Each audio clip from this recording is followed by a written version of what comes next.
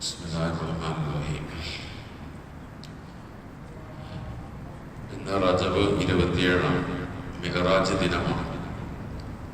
റസൂലുള്ളാഹി സ്വല്ലല്ലാഹു അലൈഹി വസല്ലം തൻ്റെ ആകാശയാത്ര കഴിഞ്ഞ് രാത്രിയിൽ തിരിച്ചെത്തി. ആകാശയാത്രയുടെ ലക്ഷ്യത്തെ സംബന്ധിച്ച് ഖുർആൻ പറഞ്ഞത് ലിനുരിയഹു മിൻ ആയാതിനൽ കുബ്ര, നമ്മുടെ വലിയ വലിയ ദൃഷ്ടാന്തങ്ങൾ ആ പ്രവാചകന് കാണിച്ചു കൊടുക്കാൻ വേണ്ടിയാണ് ആ പ്രവാചകനെ ഞാൻ യാത്ര കൊണ്ടുപോയത് എന്നാണ്. ഈ യാത്രയിൽ നബി സല്ലല്ലാഹു അലൈഹി വസല്ലം മഹാത്ഭുതങ്ങൾ കണ്ടു. അതാണ് ആ യാത്രയുടെ പ്രത്യേകത. ഖിയാമത്ത് നാൾ വരെ നടക്കാനിരിക്കുന്ന വലിയ വലിയ സംഭവങ്ങളെല്ലാം പ്രവാചകനെ ഈ രാത്രിയിൽ അല്ലാഹു തആല കാണിച്ചു കൊടുത്തു. സ്വർഗ നരകങ്ങളിലൂടെ പ്രവാചകൻ യാത്ര ചെയ്തു. സ്വർഗത്തിലും നരകത്തിലും കണ്ട അനുഭവങ്ങൾ പ്രവാചകൻ സഹാബത്തിനോട് വിശദീകരിച്ചു കൊടുത്തു.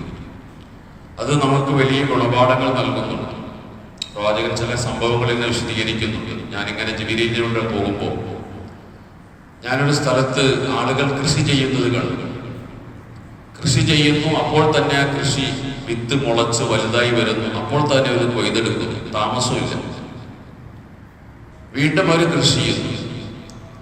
ഞാൻ ഈ അത്ഭുതം കണ്ട് ജിബ്രീലിനോട് ചോദിച്ചു, ഇത് ആരാണ്, എന്താണ് ഇത് സംഭവം? അപ്പോൾ ജിബ്രീൽ അലൈഹിസ്സലാം പറഞ്ഞു, ഇവര് ഹൗലാഹിൽ മുജാഹിദൂന ഫീ സബീലില്ലാ, ഇവര് ദുനിയാവിൽ വെച്ച് അള്ളാഹുവിന്റെ മാർഗത്തിൽ ജിഹാദ് ചെയ്ത ആളുകളാണ്.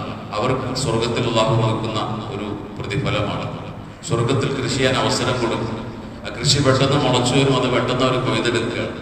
പടച്ചവന്റെ മാർഗത്തിൽ യാഗസമരം ചെയ്ത ആളുകൾക്ക് അള്ളാഹു കൊടുക്കുന്ന പ്രതിഫലമാണ് എന്ന് പറയുന്നു.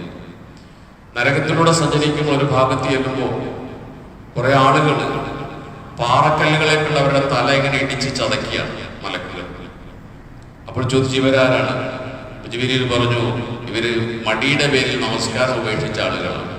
അവരുടെ ശിക്ഷ എന്നെന്നും ഇതായിരിക്കും. പ്രധാനപ്പെട്ട ശിക്ഷ, നരകത്തിൽ പ്രധാനപ്പെട്ട ശിക്ഷ ഇതാണ്.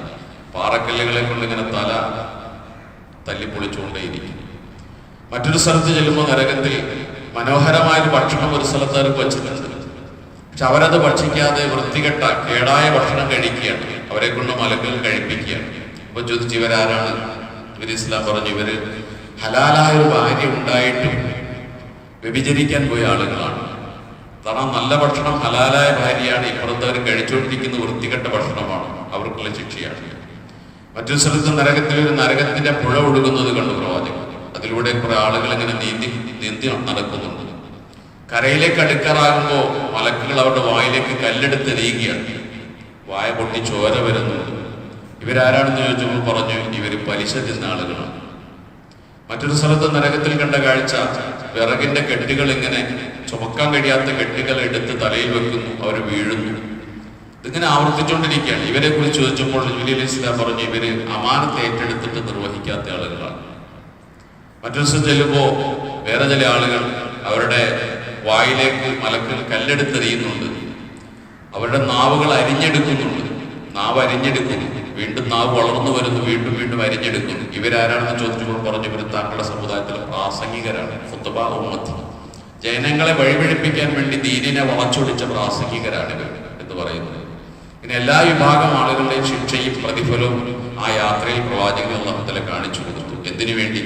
നമ്മളിത് സൂക്ഷിച്ച് ജീവിക്കാൻ വേണ്ടി. അതുകൊണ്ട് ഈ മിഅ്റാജിന്റെ സന്ദേശം എന്ന് പറയുന്നത് നന്മകളിലൂടെ മുന്നേറുക, തിന്മകളിൽ നിന്ന് അകന്നു നിൽക്കുക എന്നുള്ളതാണ്. അല്ലാഹു അനുഗ്രഹിക്കുമാറാകട്ടെ. സുബ്ഹാനല്ലാഹി വബിഹംദിഹി സുബ്ഹാനകല്ലാഹു വബിഹംദിക അഷ്ഹദു അല്ലാ ഇലാഹ ഇല്ല